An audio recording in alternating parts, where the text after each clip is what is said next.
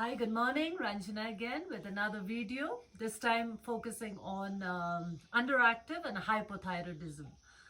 Of course, yoga cannot cure thyroid problems, but because it is related to a lot of lifestyle issues or stress-related issues, yoga is a platform which can help people work with themselves, to work on their physical, mental, emotional well-being, which in the long run can help in managing the thyroid problems.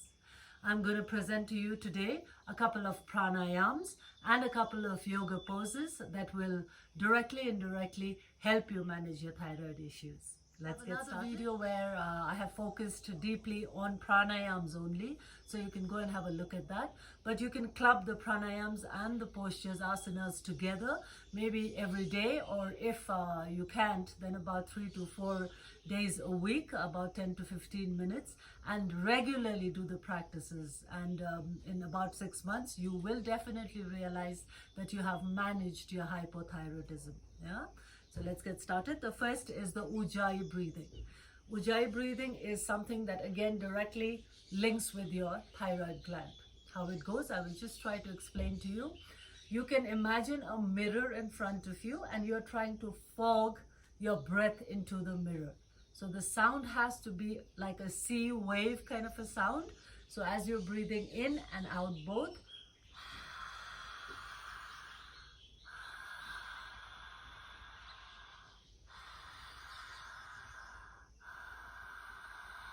so keep practicing this. You feel this constriction in the back of your neck muscles. As you breathe out and breathe in, you're going to fog, or like imagining there is a fogging sensation as you're breathing with this. Now you cannot be breathing with your mouth open. So slowly you're going to transition from open mouth slowly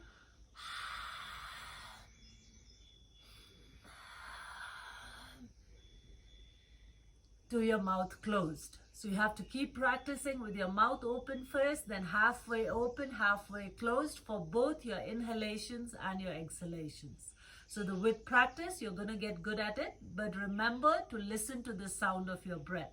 The breath sound has to be of a sea wave. Yeah. So that is Ujjayi pranayam.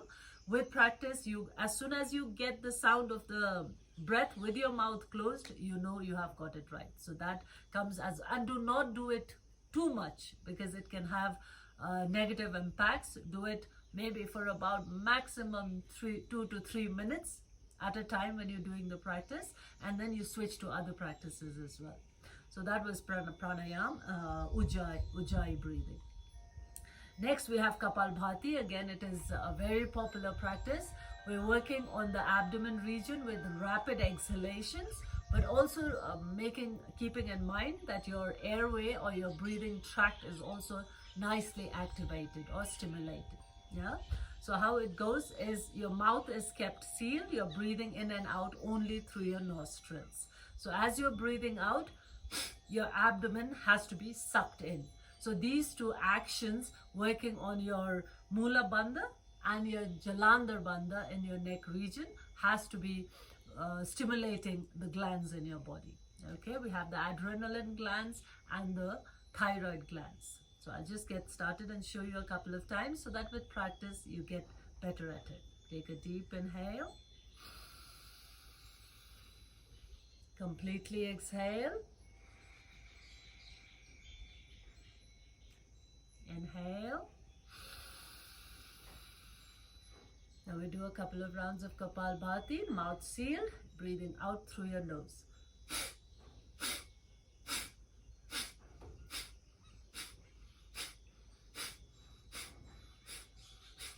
It depends what pace or rhythm you want to set it at. Maybe start slowly and then increase the speed. But you have to realize that you're sucking your abdomen in as you're breathing your breath out. So this cycle has to be recorded in your head. Okay?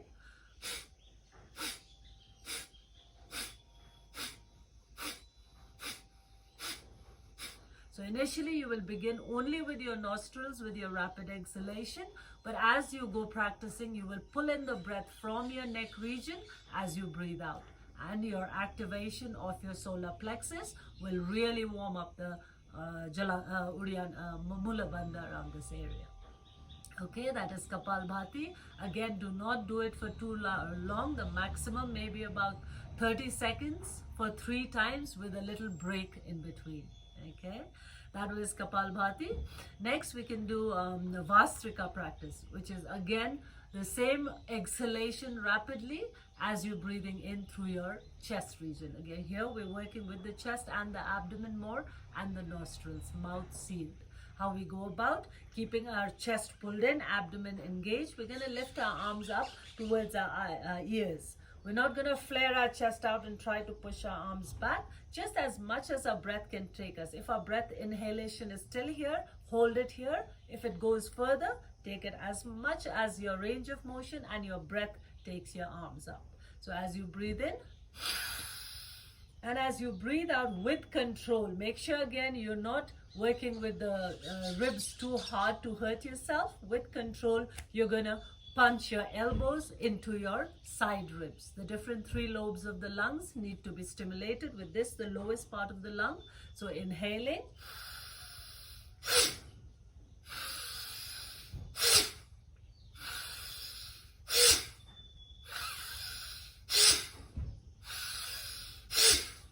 Yeah, just remembering in mind you're not pushing your arms too back to give your shoulders undue pressure, and your abdomen is nicely engaged with your chest as well. So inhaling deep and rapid and exhaling deep and rapid. Long breath in and out. Okay, that was the third. The fourth and the most important of pranayams is to soothe your mental state by balancing your sympathetic and the parasympathetic nervous system. So we can do this by using the alternate nostril breathing or the Nadi Sodhana. Okay, so 2 fingers, your peace fingers, your index finger and your middle finger, you place it in your Chittakash, the eyebrow center. And with your thumb and your ring finger, you're going to maneuver your closing and opening of your nostrils as you're trying to balance the length of your breath. Okay, so we're going to begin again different breath lengths for different counts for different people. If you're a beginner, you maybe start with 3 or 4, and then the maximum you can go up to is 12 counts. So we're going to inhale. Here we're going to take the breath in for the count that is comfortable to you. 1, 2, 3, 4, inhale. Then hold your breath in the center for the same count. 1, 2, 3, 4, and release it out from the other side of the nostril. 1, 2, 3, 4.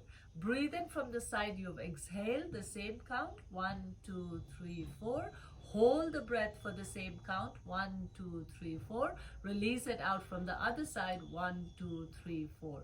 So continue that with the picture of something like 1, 2, 3, 4. Holding 1, 2, 3, 4. Down 1, 2, 3, 4. Go up in the same route. 1, 2, 3, 4. 1, 2, 3, 4, and 1, 2, 3, 4. So you carry on that rhythm at your own pace. Okay, whatever feels comfortable for you. Again, make sure you're not going to close your chest as you get tired. We're going to do this maximum for 3 to 4 minutes at a time. And if you get exhausted or tired with your arms, you simply change your arms and use the different hand.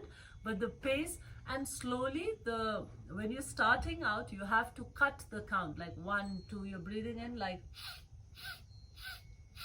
stopping it, 1, 2, 3, 4, breathing out. So you're trying to realize how long the length of your breath is by cutting your breath into 4 divisions. Yeah. Then slowly you're going to stop cutting it, and you will realize the 4 counts would be hold. So you have to learn to manage the length of your breath of inhalation, holding, and exhalation. As with practice, you will get used to it. Then slowly you will stop the sound of the breath, because when you're beginning, you're trying to. Then slowly it goes back to your normal sound of breath. So you will not hear the sound, and you will start doing.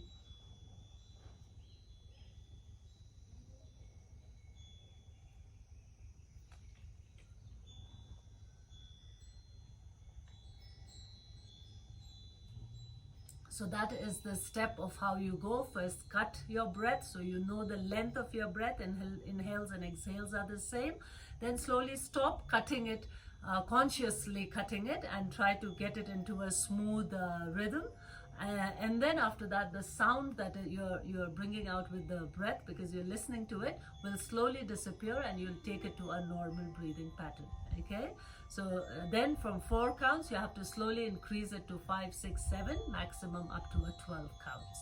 So those were the 3 pranayams. You can also try to lift your head up, and any neck practices is going to work well for your thyroid problems. So you can try to lift your neck up whenever you're not even doing your practices, any time of the day, lifting your head up, and try to swallow your saliva.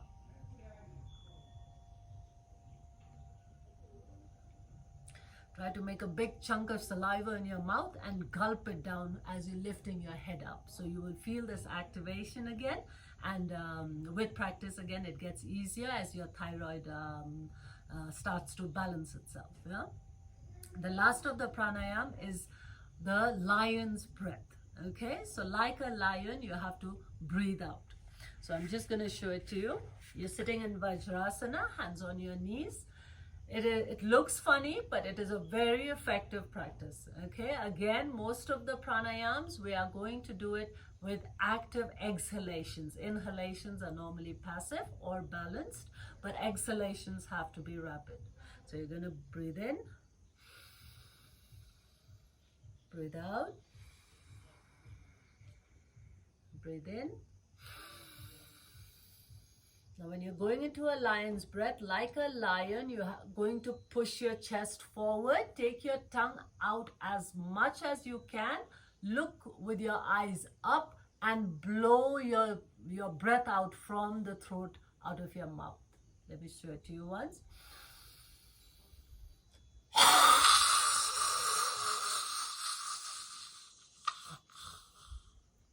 So you have to feel this work in the neck region. Okay, let's do it one more time. Inhale,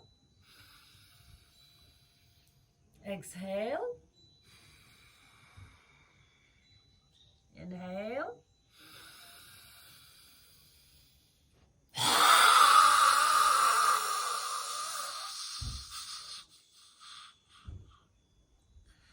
so you feel this nice work around the neck region or your thyroid region that you're doing as you blow your breath out with as much strength as you can.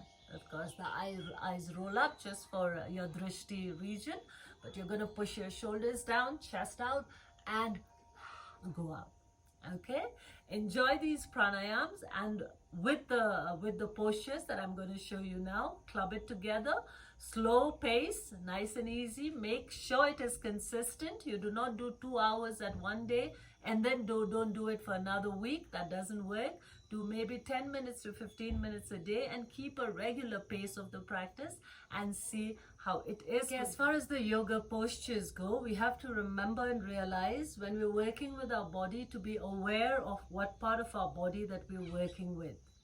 Thyroid gland located here, the adrenaline gland in the abdomen region, the pituitary gland around the head. So to activate and stimulate the glands, we will be doing a couple of inversions. Again, inversions, beginners can do different forms of inversions that I'm going to show to you, but inversions are definitely going to activate the thyroid gland. A couple of stretches, which again will work to activate and stimulate and balance the different kind of underactive or overactive thyroid glands. So let's begin. We're going to be seated in a comfortable position. Again, for beginners, we're going to show the modification. We're going to start lying down on our back, and a form of an inversion. We're going to start lifting our legs up towards the sky. Make sure your lumbar spine is fixed into the mat. You can use a wall behind if you wish to, and keep lifting your legs up like you're holding the sky. Activate your muscles around the leg region, or slowly you can start to relax and stay here again for a minimum of 5 minutes, okay, a day. So this is a form of a beginner's inversion. Great to increase the blood flow towards the adrenaline, the thyroid and the pituitary glands in the body. Then we proceed next, pushing our hands into the mat. We're going to lift our hips up. Again, if you want to go further and not being able to, you can use cushions or blocks or pillows around your hips to lift your body up. Okay, we're going to push our shoulder blades into each other and try to take our toes over your head. Going into halasana or the plow pose. Keep our hands on the mat if you wish to, or interlace your fingers to go slightly easier into the pose. Make sure again you're not pushing your chin into your chest. Your chin is slightly pushed away from the chest. Again, the weight of your body is not entirely on your neck. Your shoulder is taking the weight as well. Okay, the toes are pointing to the back. We're going to stay in halasana for as long as you comfortably can. Now from here, we're going to keep our elbows closer to each other, hands in our back, and slowly push our legs up to Salamba Sarvanga Asana, shoulder stand. Make sure your buttocks are engaged, activated, abdomen pulled in. Your hands are supporting your back as you're actively lifting your toes up towards the sky. Again, your chin is not pushed into the chest. Keep it in a medium range where it's not too released as well, not too pushed in as well, slightly activated. Keep breathing. If you have your Ujjayi breath with you, breathe your Ujjayi. Otherwise, your normal breath in and out. Stay here again for as long as you comfortably can. Then bend your knees, hands on the mat, one vertebra at a time. Roll your back down.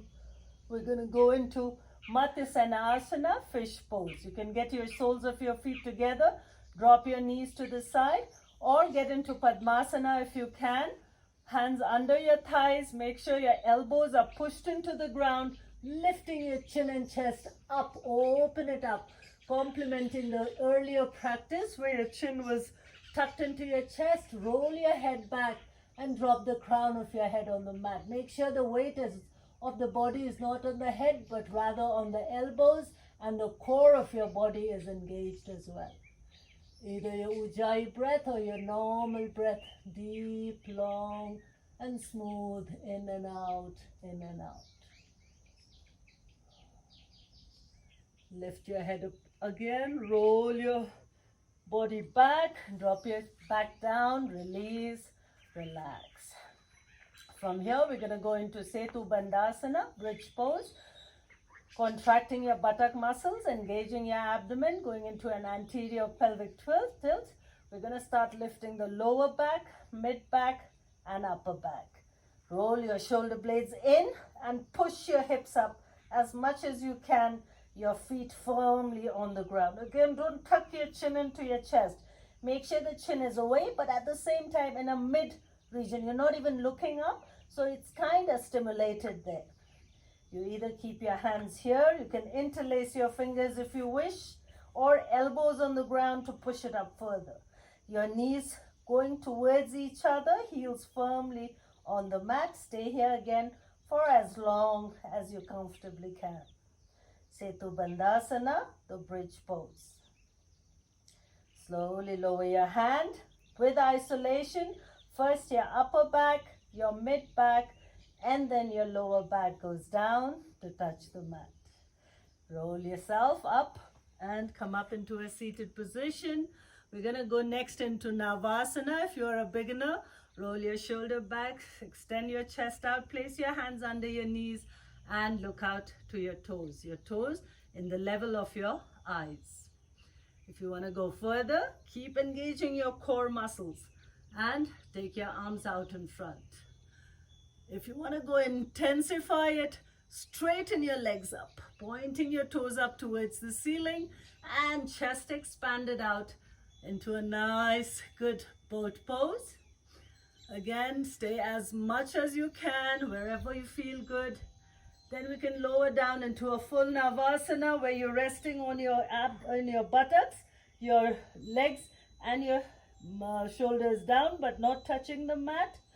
And staying here again as long as you can, comfortable in the position. slowly lifting yourself back up. Cross your shin, hands in front, legs back, come into a tabletop position. Another good practice, cat-cow position. Make sure your wrist is below your shoulders, your knee below your hips. We're going to lower our belly button down. Take a deep inhale and lift your chin and chest up. If you're a beginner here, you can stay in this position. If you want to go intensify, take a deep breath in and hold your breath for as long as you can. Your shoulders are down, your ears lifted away from your shoulders, belly button down, tailbone pointing up towards the sky or the ceiling. Going to round into an angry cat position, pulling your abdomen in as much as you can, tucking your chin into your chest, rounding your upper back. Take a deep exhalation here and hold your breath here for a moment or two. Inhale, push your belly button down, lift your ears away from your shoulders, chest and face lifted outwards and upwards, tailbone lifted up. Create this arch in your lower back. Deep inhale and hold your breath. If you're a beginner, try not to hold the breath. If you go after a couple of months of practice, then you get into holding your breath. Exhale, rounding and pulling your abdomen in as you're tucking your chin into your sternum region as much as you can. Feel the protraction of your shoulder blades in your upper back. Hold your breath in exhalation if you can, and slowly lower down. Walk your hands back, come up on your knees. Again, I'm just showing you as a demonstration. Do the practices as much as you can. Don't overdo it straight away that you can't do it for another couple of days or weeks. Take it very easy, one position at a time. Club it with your breathing and listen to your body and listen to your mind. Again, we're going to go next into Ustrasana, camel pose. If you're a beginner, you're going to tuck your toes in and one at a time. Drop your left hand to your left knee. Your right hand, you can slowly extend it over your left shoulder and push your hips, tightening the buttocks out forward. Okay, go to the other side. Right hand, right heel. Slowly start pushing your hip forward and lift your chin and chest out. Come back. Then if you, after a couple of months of this practice, if you feel open enough, you go into a full Ustrasana. You're either your toes tucked in or your toes down, whatever feels good for you. You're going to push your hip forward, lift your chest up, and shoulder blades pushing into each other. Drop your head back.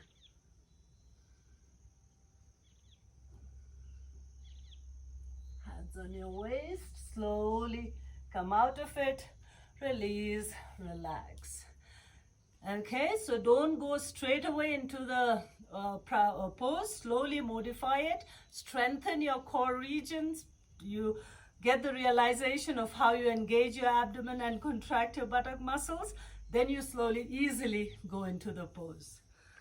Okay, let's do next the Urdhva Dhanurasana, wheel pose. Again, if you can get into it straight away, do it. If not, take your time, nice and easy. It's your body, it's your practice, it's your calling. So do it at your own pace and rhythm. Your heels closer to your buttocks. Make sure your toes are parallel, your toes pointing out to the front, heels parallel to each other. Hands beside your ears, fingers pointing towards your shoulders. You're going to start engaging like we went in Setu Bandhasana. Lower back first, mid back, and then your upper back. Start rolling, keep rolling, and slowly you can rest your head on the mat, then push your hands into the ground and lift your hips up, looking down. Keep pushing your hips up, buttocks tight, and holding into this position again as much as your body allows you to.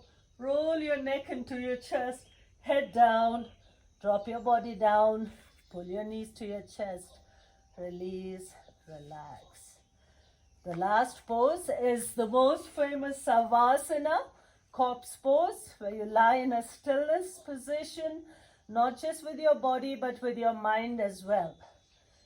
Keeping your body in a relaxed state, toes falling to the side, hands beside your body, not touching your body, palms facing up, fingers slightly curved, eyes gently closed.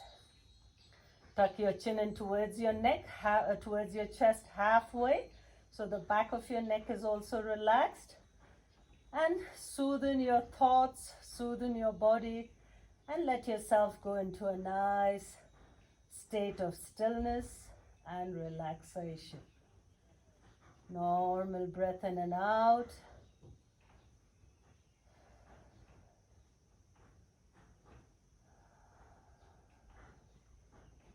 And relaxation and assimilation is again another way of working with your stress level, with your body and with your mind. Bend both your knees when you're done. Turn your body to the side and slowly come up to a seated position. Legs crossed, hands on your knees. Normal breath in, long sigh out. I hope you enjoyed the practice. Please regularly do it, and I hope it benefits you. Have a good day ahead.